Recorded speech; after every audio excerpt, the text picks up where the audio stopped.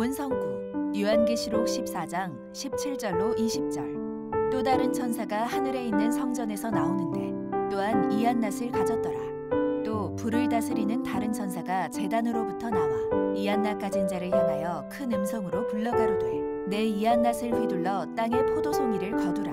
그 포도가 익었느니라 하더라.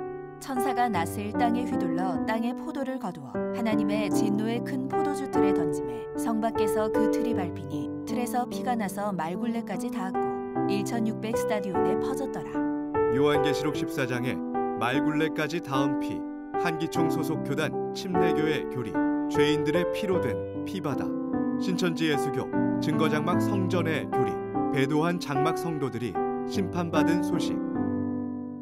성도 여러분, 안녕하십니까? 신천지 예수교 강사 박형기입니다. 여러분 혹시 세상 끝에 있어질 심판에 대해 들어보셨습니까? 계시록 14장에 보면 천사가 낫을 가지고 땅에 포도송이를 거두어 포도주 틀에 넣고 밟으니 그 피가 1600 스타디온에 퍼지는 참혹한 광경이 예언되어 있습니다. 오늘은 계시록 14장에 포도를 심판하니 말 굴레까지 닿았다는 피가 무엇인지 한기총의 거짓 주장과 새 천지의 바른 증거를 알아보고 참과 거짓을 분별해 보도록 하겠습니다. 지금 보시는 것은 한기총 소속 장로교 목사님께서 쓰신 책의 일부분입니다. 포도에서 피가 나서 말 굴레까지 닿았다는 것은 죄인들의 피로 세상이 온통 피바다가 됨을 의미한다고 주장하였는데요. 정말 이런 일이 벌어진다면 너무나 끔찍할 것 같습니다. 목사님께서는 본문의 피를 육적인 실제 피로 해석하셨는데요. 그렇다면 계시록 7장 14절에 어린 양의 피에 씻어 흰옷을 입은 많은 흰무리들이 등장하는데요. 이 피가 실제 피라면 어떻게 피로 씻었는데 그 옷이 휘어지는 것일까요? 목사님, 이 피는 뭐라고 해석하실 건가요? 이번에는 한기총 소속의 또 다른 목사님들은 어떻게 주장하셨는지 직접 한번 들어보시겠습니다. 이 포도는 하나님의 백성을 의미합니다. 근데 포도가 똑같은 것이 아닙니다. 아주 맛이 고약한 나쁜 포도가 있는데 그 안에는 독이 들었고 죄악이 가득한 것입니다. 마지막 심판 때 이 죄악의 포도를 다 끄두어서 포도주 틀에 넣고 막 발로 밟는데 얼마나 피가 튀는지 말 목까지 피가 튀고 1600 스타디온까지 퍼졌다고 말하고 있습니다. 자기 욕심대로 야망대로 살아온 사람들을 하나님께서 심판하는 것을 보여줍니다. 1600 스타디온은 우리식으로 환산하면 한 300km 정도 됩니다. 팔레스타인 전체가 1600 스타디온입니다. 전체가 피로 덮이게 되는 것입니다. 세계적인 대전이 일어나게 되면 시체가 쌓이고 피가 흐르고 어떤 데는 막 한반도 반 정도 되는 이런 곳에서 막 사람들이 죽기도 하고 이러는. 이 세상 안 믿는 사람은 포도송이로 비유했습니다. 안 믿는 사람들을 거두어서 이를 밟아 터뜨려서 심판을 베푸는 것입니다. 틀을 밟으니까 틀에서 피가 얼마나 흘렀던지요. 또 비가 내리죠. 전쟁에서 뭐 온갖 원자탄, 수탄 다 쓸 것이고 땅에서 뜨거운 기운이 올라가서 하늘에서 그냥 우박과 비가 되어 내리 쏟아지고 그리고 홍수에 피가 섞여서 흐르니까 전부 다 피같이 보입니다. 이것이 무려 1600 스타디온이라고 말하는데 우리 요 사회로 말하면 300km입니다. 4km가 심리니까 약 700리, 낙동강 700리 유유히 흘러 노래 있지 않습니까? 낙동강 700리 유유히 흘러. 얼마나 사람이 많이 죽었던지 홍수와 함께 피바다가 돼가지고서 700리를 여러분 피가 흐릅니다. 한기총 소속의 또 다른 장로교 목사님은 죄인들이 심판받게 되니 그 피가 팔레스타인 전체에 덮인다고 하는데요. 이 말을 들은 팔레스타인 지역 사람들은 얼마나 기분이 나쁠까요? 목사님의 주장이 사실이라면 다른 나라로 얼른 이민부터 가야 할 것입니다. 정말 이것이 하나님의 뜻일까요? 또 순복음교단 목사님은 전쟁터에 온갖 폭탄들이 터지고 땅의 뜨거운 기운들이 하늘로 올라가 우박과 비가 되어 쏟아지고 홍수에 피가 섞여서 흐르니 이게 전부 다 피같이 보인다고 주장하고 있습니다. 이 목사님은 특히나 전쟁, 폭탄 이런 것들을 자주 예언하시는데요. 이제는 하다하다 피바다까지 예언하셨습니다.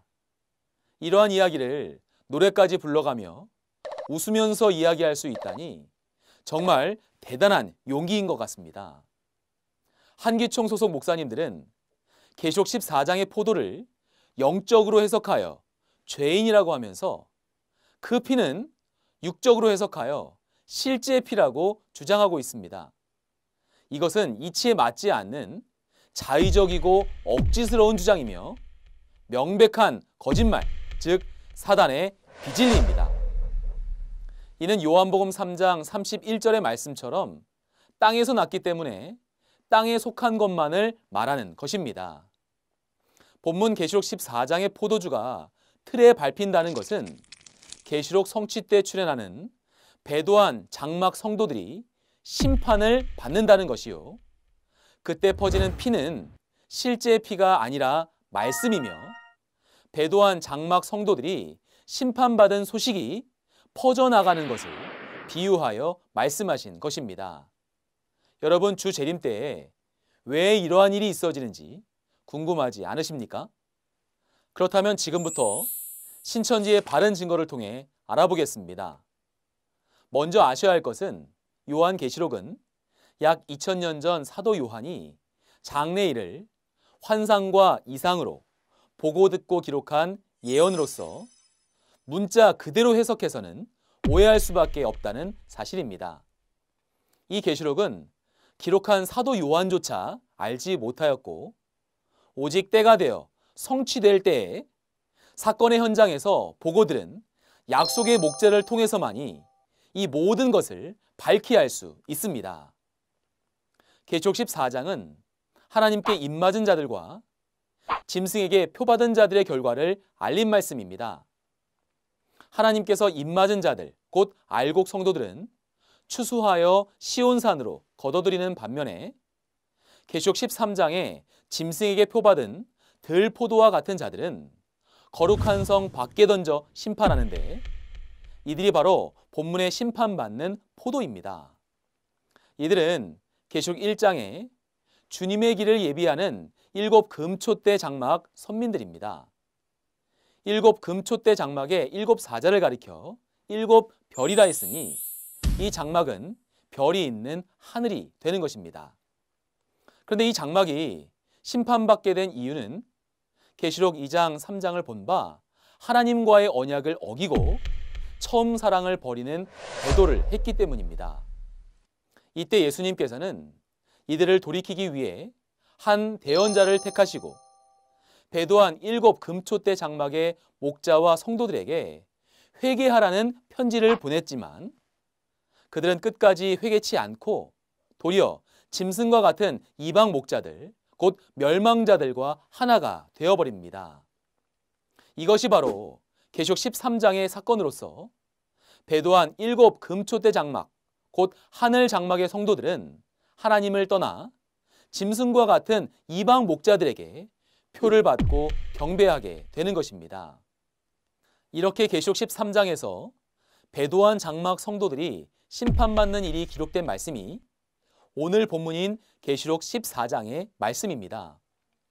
계시록 14장 1절에서 5절과 14절에서 16절을 본 바 하나님과 예수님께 추수되어 입맞은 자들은 시온산에서 하나님과 예수님과 함께 있고 그들의 결과는 천국과 구원입니다. 그러나 입맞지 못하고 계시록 13장에 짐승에게 표받은 자들 그리고 추수되지 못한 자들은 계시록 14장 17절에서 20절의 말씀대로 심판을 받게 됩니다. 그렇다면 심판받는 포도의 실체인 배도한 장막 성도들이 심판받을 때 퍼지는 피는 과연 무엇일까요? 포도가 육적인 것이 아닌 영적인 것이라면 이 포도를 심판하는 하나님의 진노의 큰 포도주 틀도 심판 시 퍼지는 피도 문자 그대로 볼 것이 아니라 영적으로 봐야 합니다. 진노의 큰 포도주 틀은 육적인 포도를 밟아 터뜨려 즙을 내는 육적인 술틀을 빗대어 비유한 영적인 포도주 틀로서 곧 심판하는 말씀입니다. 따라서 포도주 틀을 밟는 것은 하나님의 말씀으로 심판하는 것을 의미합니다. 그리고 이때 나오는 피 또한 영적인 피로서 말씀을 가리켜 피라고 하신 것입니다. 예수님께서는 요한복음 6장 53절 54절에 본 바 예수님의 피와 살을 먹어야 생명이 있다고 하셨고 이는 실제 피와 살을 말씀하심이 아니요 바로 예수님의 말씀 안에 생명이 있으니 이를 들어 먹으라고 하신 것입니다. 그리고 계시록 19장 13절에서도 본 바 백마탄 예수님께서 피 뿌린 옷을 입었으니 그 이름은 하나님의 말씀이라 칭한다 하셨으니 영적인 피는 말씀입니다. 그러므로 본문에서 말하는 피는 하나님께 배도한 장막 성도들이 심판받는 소식의 말을 피라고 하신 것입니다. 이 소식이 영적인 말, 곧 전국의 목회자들 입에 오르락 내리락 하는 것을 가리켜 피가 말굴레까지 닿았고 1600 스타디온이나 되는 지역으로 퍼졌다고 하신 것입니다. 이는 배도한 장막 성전과 멸망자 짐승의 교단에 속한 교회가 전국에 골고루 흩어져 있기 때문에 이렇게 말씀하신 것입니다. 이는 예수님의 지시로 계시록의 사건의 현장에서 보고 들은 증인의 증거이므로 이 증거만이 참인 것입니다. 한기총 소속 목사님께 묻고 싶습니다. 목사님들은 계시록 1장의 7 금초대 장막을 보셨습니까? 또 계시록 13장에 하늘 장막에 들어와 경배하게 하고 표받게 한 짐승의 실체를 보셨습니까? 또 계시록 14장의 말씀대로 택한 자들을 추수하여 인치는 일을 하고 계십니까? 이를 보지도 듣지도 못하고 하나님의 뜻하신 추수의 일도 알지 못한 채 추수꾼 출입금지만 외치며 예수님과 천사들을 막는 것 자체가 성경의 무지함을 증거하고 있는 것입니다. 그렇게 추수꾼 출입금지만 외치다가는 결국 추수되어 가지 못하고 버려둠을 당한 채 심판받는 포도와 같은 입장이 될 것이니 하루속히 신천지로 추수되어 와서 계시록 14장에 시온산 12지파 소속이 되어 구원받는 실체가 되시기를 바랍니다. 그럼 지금까지의 내용을 정리해 보겠습니다. 한기총 소속 목사님들은 계시록 14장 17절에서 20절에 말 굴레까지 닿은 피를 가리켜 죄인들의 피로 된 피바다라고 주장하였습니다. 그러나 이것은 지금까지 살펴본 바 명백한 거짓말이요 사람의 영혼을 죽이는 선악과입니다. 반면 신천지의 바른 증거를 살펴보니 말 굴레까지 닿은 피는 배도한 장막 성도들이 심판받는 소식입니다. 성도 여러분, 이해가 되셨습니까? 그런데 신천지와 한기총 소속 목사님들의 증거가 왜 이렇게 다른 것일까요? 요한복음 3장 31절에서 34절의 말씀에 본 바 하늘에서 온 자는 하늘의 것을 증거하며 땅에 속한 자는 땅에 속한 것을 말한다고 하였습니다. 한기총 소속 목사님의 이러한 주장은 보고 들은 것이 없는 땅에 속한 자의 자의적인 주장입니다.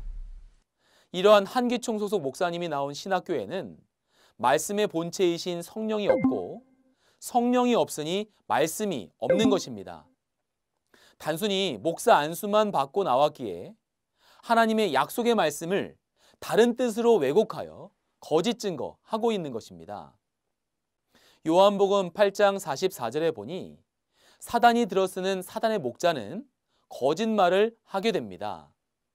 거짓말을 하는 이유는 그 속에 마귀의 영이 있어 그 입을 통해서 거짓말을 하게 하는 것입니다. 그러므로 그 거짓말은 마귀의 씨요, 그 씨로 나게 되면 마귀의 자식이 되어 그 결과 지옥으로 가게 됩니다. 하지만 하나님의 참 목자이신 예수님은 요한복음 14장 24절에 너희의 듣는 말은 내 말이 아니요 나를 보내신 아버지의 말씀이라고 하신 것처럼 예수님의 말씀은 예수님 안에 계신 하나님의 진리의 말씀이었습니다. 이와 같이 오늘날 신천지에 약속한 목자는 계시록의 사건을 보고 들은 참된 증인이며 하나님의 진리의 말씀을 증거하고 있습니다. 이 진리의 씨로 나게 되면 하나님의 자녀가 되어 그 결과 천국으로 가게 되는 것입니다. 신천지에 약속한 목자는 하나님의 뜻에 따라 보고 들은 대로 인류 최고의 진리를 증거하고 있으니 지구촌의 모든 신앙인들은 오직 진리만을 증거하는 신천지의 약속한 목자를 만나서 하나님의 진리의 씨로 다시 나고 하나님의 자녀가 되어 천국과 영생의 복을 받으시기를 진심으로 기원합니다. 그리고 한기총 소속 목사님들도 부디 회개하시고 하나님의 말씀으로 거듭나시기를 바랍니다. 끝까지 경청해 주셔서 감사합니다.